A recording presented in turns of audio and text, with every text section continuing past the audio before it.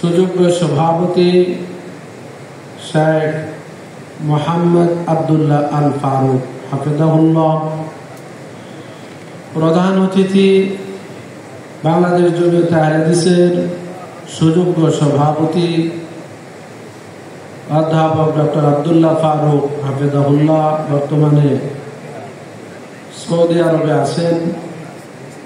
হয়তো তিনি আপনাদের উদ্দেশ্যে অনলাইনে বক্তব্য পেশ করবেন।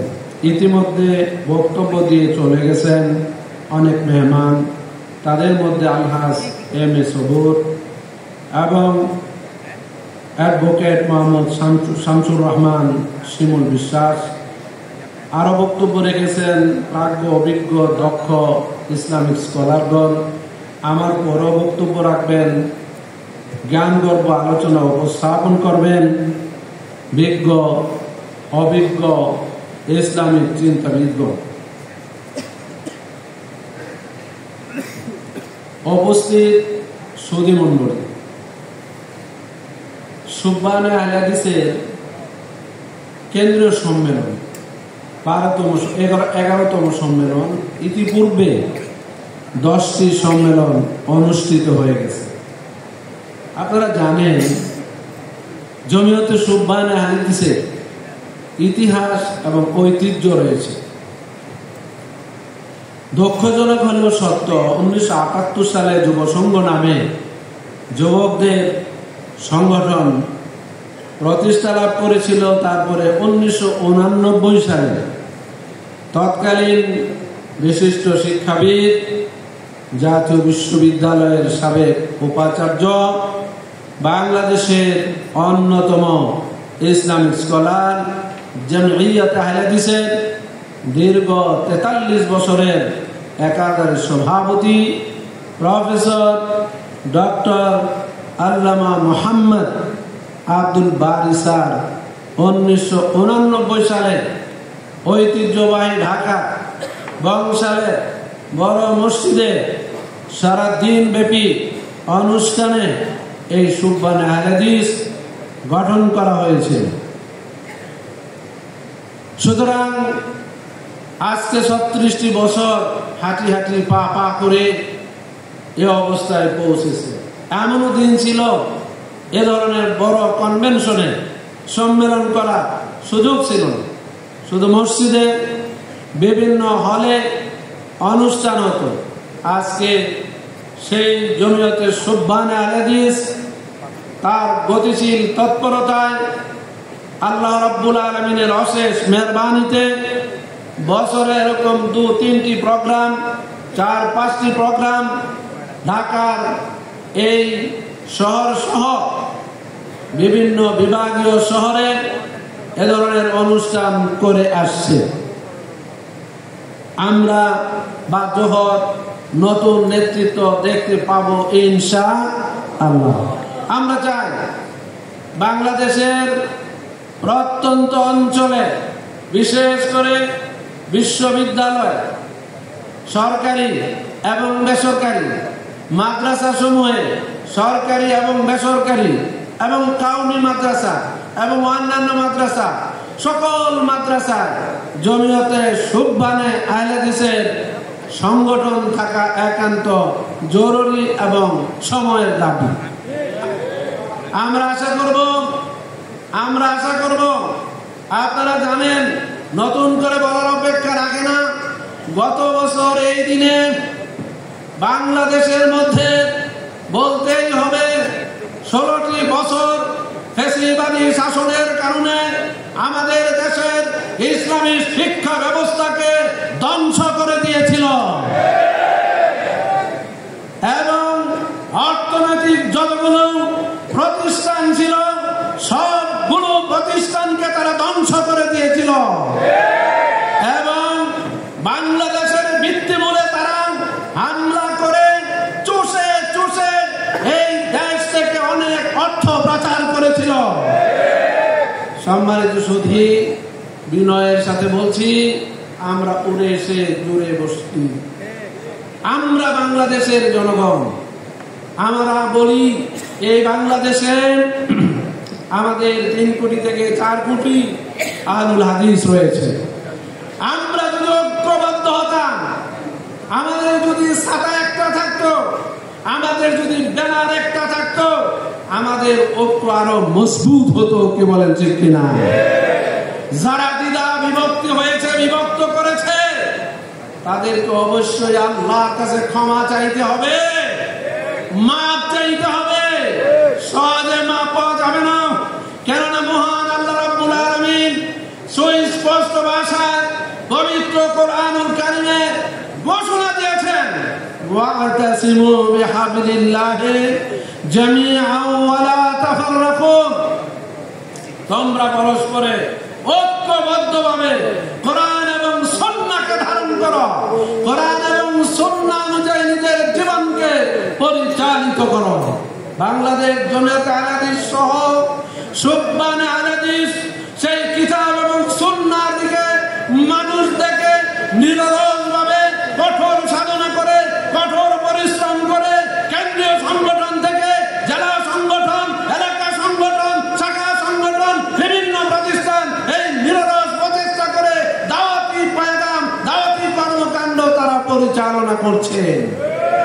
যার কারণে আল্লাহর অশেষ মেহেরবানিতে কি বলেন, বাংলাদেশে পরিবর্তন আসছে না? আগে অনেক সময় মসজিদগুলোতে সালাত আদায় করতে গেলে পায়ে পায়ে মিলাইতে দিত না, রাফুলে আদায় করতে দিত না, আমিন জোরে মসজিদ থেকে বললে পরে বের করে দিত। এখন তারাও কম বেশি এই ঢাকা শহরে শুরু করে দিয়েছে। বলেন না আলহামদুলিল্লাহ। সম্মানিত সুধীবৃন্দ, এখানে বসে চুপ করে থাকলে হবে না।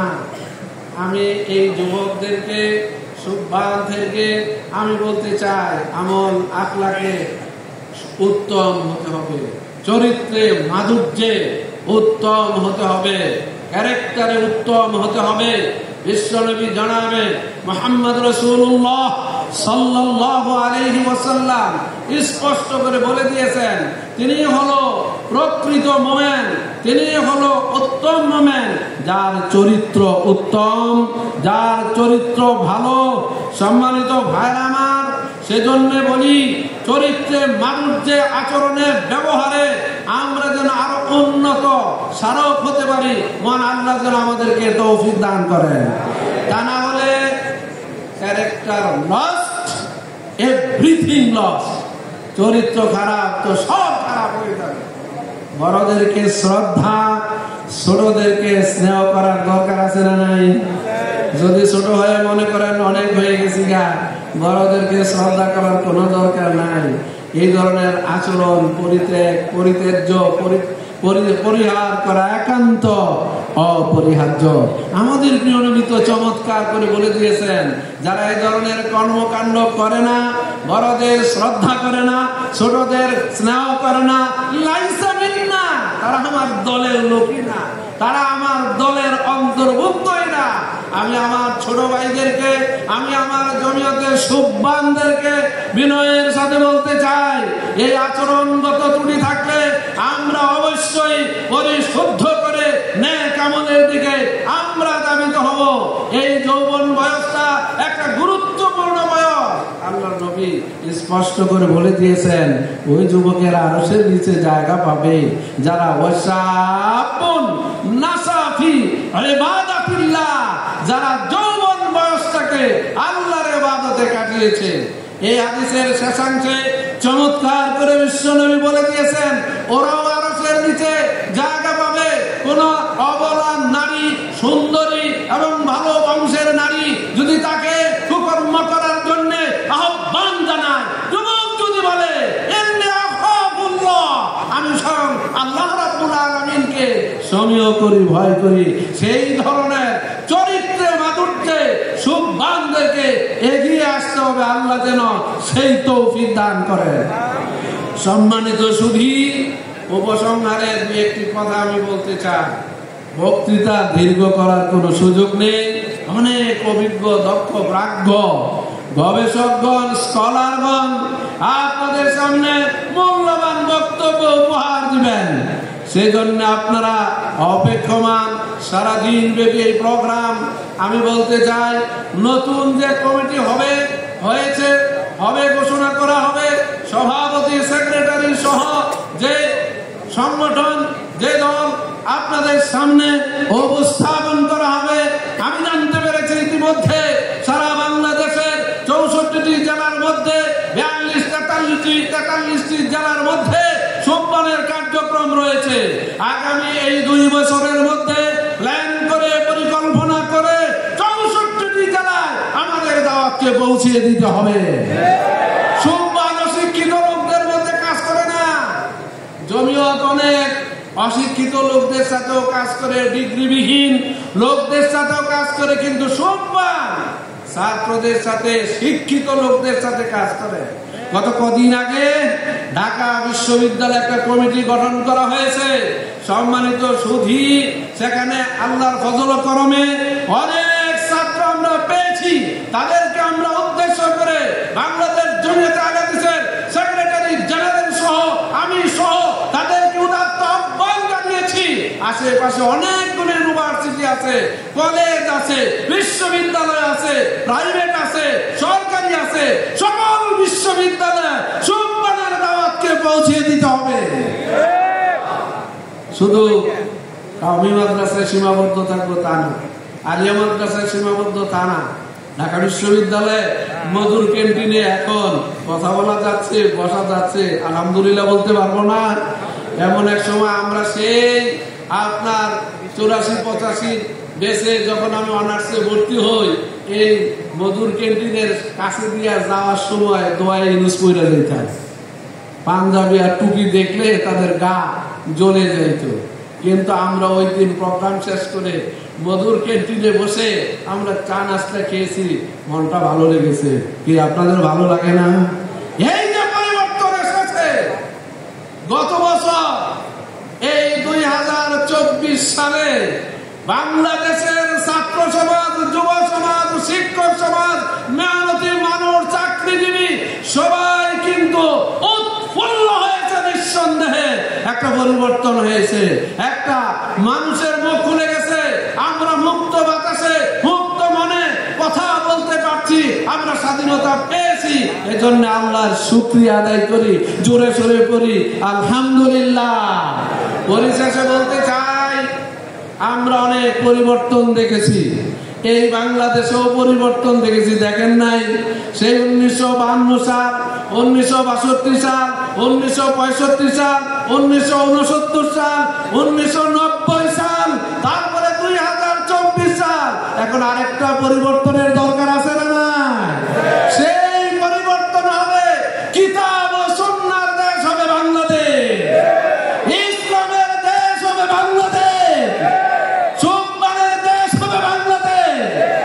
কোরআন সুন্নাহর হলেই তো সম্মানের হবে, বেজাল যেন না হয়।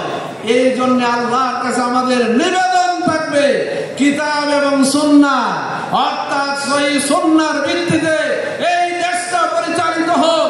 জালেম থাকবে না, জুলুম থাকবে না, চুরি থাকবে না, ডাকাতি থাকবে না, হাইজাকি থাকবে না।